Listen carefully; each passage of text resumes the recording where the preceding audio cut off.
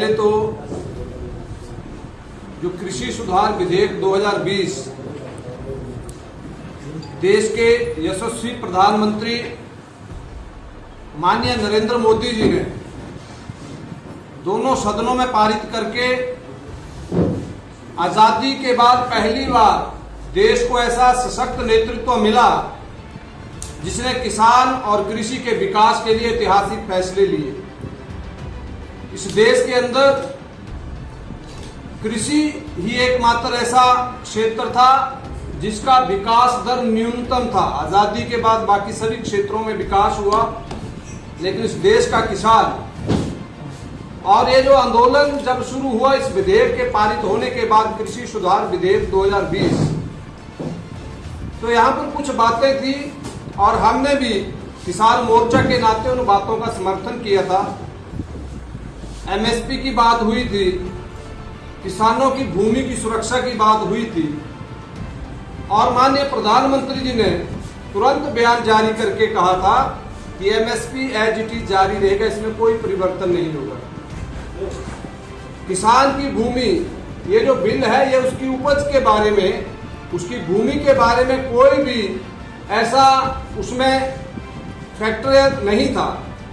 लेकिन ये आंदोलन शुरू में कुछ किसान थे उसमें, लेकिन धीरे धीरे जैसे आंदोलन बढ़ा आगे, प्रधानमंत्री जी ने और देश के कृषि मंत्री दोनों ने कहा कि हम संशोधन के लिए तैयार हैं। अगर देश के किसानों को कहीं उनके हितों को ठेस पहुंचती है तो केंद्र की सरकार ने कहा कि हम उसमें संशोधन के लिए तैयार हैं।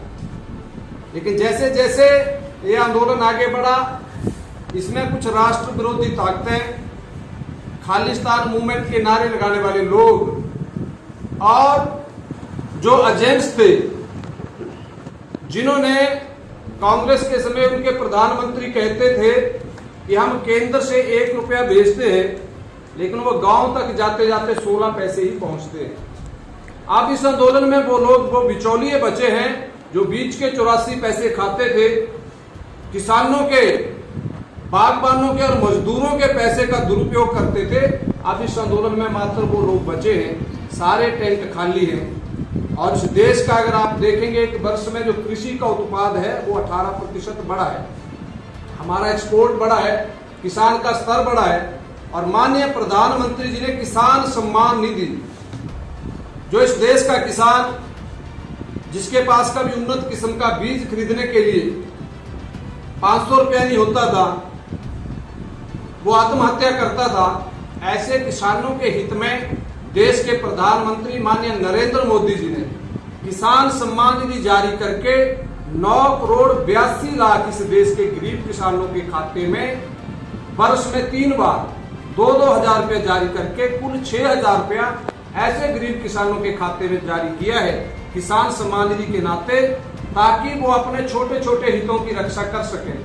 अगर 6,000 रुपया माननीय प्रधानमंत्री जी ने दिल्ली से भेजा, चाहे लद्दाख में बैठा है, चाहे चंबा के पांगी में बैठा है, चाहे केरल में है, चाहे नॉर्थ ईस्ट में बैठा किसान है, उसके खाते में 6,000 रुपया ही गया। 1 पैसे की भी करप्शन माननीय प्रधानमंत्री जी ने नहीं हुई। आज जो परेशानी है, जो कहा कुछ लोग बैठे हैं, बिचौलिए बैठे हैं, वो ऐसे लोग बचे हैं इस आंदोलन में मात्र जिन्होंने वर्षों से किसानों के उस पैसे का दुरुपयोग किया है। प्रधानमंत्री जी का स्पष्ट कहा है उन्होंने कि उनकी नीति और नीयत दोनों किसानों के हित के लिए है। और देश का किसान 2014 में 282 सीटों की जगह 302 का आंकड़ा 19 में पार किया और केंद्र की सरकार रिपीट की। प्रधानमंत्री जी ने देश के किसान और मजदूर, ऐसे लोगों के हितों में जो फैसले हुए, उन्होंने हमें वोट दिया। वोट परसेंटेज भी बढ़ा और सीटें भी बढ़ी। हिमाचल प्रदेश के अंदर भी माननीय जयराम ठाकुर जी के नेतृत्व में लगातार किसानों और बागबानों के हितों में फैसले लिए जा रहे हैं। पहली बार हिमाचल प्रदेश में माननीय जयराम ठाकुर जी ने 197 करोड़ 26 लाख रुपए की योजनाएं एक साथ शुरू की। जो हमारी सब्जी मंडी है ढली में, मैं उस कार्यक्रम में था।